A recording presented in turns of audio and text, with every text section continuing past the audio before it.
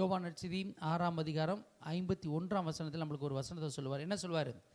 நானே வானில் நின்று இறங்கி வந்த உயிருள்ள உணவு, இதை யாராவது உண்டால் என்றுமே வாழ்வாள்.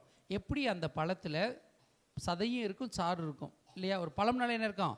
சதை இருக்கும் சாறு இருக்கும். அதே போல தான் இயேசு கிறிஸ்துடைய சதை அவரை உணவாக கொடுக்குறார், அவருடைய ரத்தம் பானமாக கொடுக்குறார்.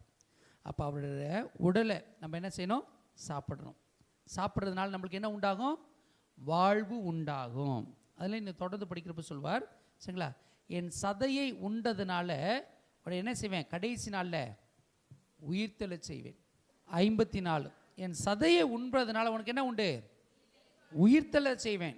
அதுதான். அப்போ இந்த சிலுவ மரத்தில் அவர் செஞ்ச ஒரு காரியத்தினால, யார் செஞ்ச ஒரு காரியத்தினால?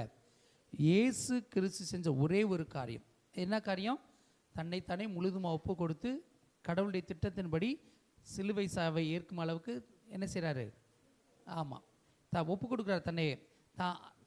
தன்னோட கடவுள் என்ற நிலையில் அவர் என்ன செய்யல? பற்றி பிடித்து கொள்ளலை. பிலிப்பியர் 2ஆம் அதிகாரத்தில் அது சொல்லப்படுது. தன் கடவுள் என்ற ஒரு காரியத்தை என்ன செய்யலை? அவர் பற்றி பிடித்துக்கொள்ள தன்னைத்தானே கடவுளுக்கு ஒப்பு கொடுக்குறார். நம்முடைய நாட்களில் ஆண்டவர் ஆசீர்வதிக்கிறா ஒரே சந்தோஷம், குதிப்போம். கஷ்டம், துன்பம், வேதனை, ஐயோப்பா முடியல, எனக்கு எதுக்கு இவ்வளோ தொல்லை? ஏன் எனக்கு அனுமதிக்கிறார்? பக்கத்து வீட்டுக்குள்ள அனுமதிக்காதவர் எனக்கே அனுமதிக்கிறார். எனக்காக ஆண்டவர் ஆசீர்வதிக்கிறப்ப பக்கத்து வீடு கொடுக்காத எதுக்கு ஆண்டவர் எனக்கு கொடுக்குறீங்க அப்படின்னு கேட்டிருக்கிறோமா? கேட்டிருக்கமா? கேட்கலையா? அது கேட்க மாட்டான்.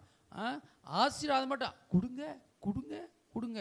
கஷ்டம் திரும்ப வேண்டாம், அவங்களுக்கு பரவாயில்ல, கொடுங்க கொடுங்க கொடுங்க. அவனுக்குலாம் தேவை, அவனை அனுபவிக்கணும் இல்லையா? நமக்கு வந்தால் மட்டும் நான் கோயிலுக்கு போகிறேன், எனக்கு மட்டும் ஏன் தான் எப்படியோ, அவன்லாம் போகிறதே இல்லை, அவன் நல்லா இருக்கிறான், ப்ரைஸில் அப்படின்னு நம்ம சொல்கிறோமா இல்லையா? இப்போ கவனமாக இருப்போம். நம்ம ஆண்டவர் தான் சொல்கிறார், ஒரு தன்னுடைய நிலையை அவர் பற்றி பிடித்து கொள்ளவில்லை.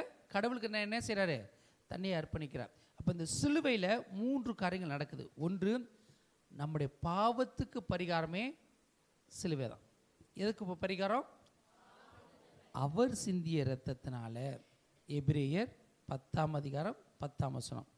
அவர் சிந்திய இரத்தத்தினால, சரிங்களா, நம்முடைய பாவங்களுக்கு நம்ம எல்லாரும் என்ன செய்கிறார்? அவர் தூய்மைப்படுத்துகிறார்.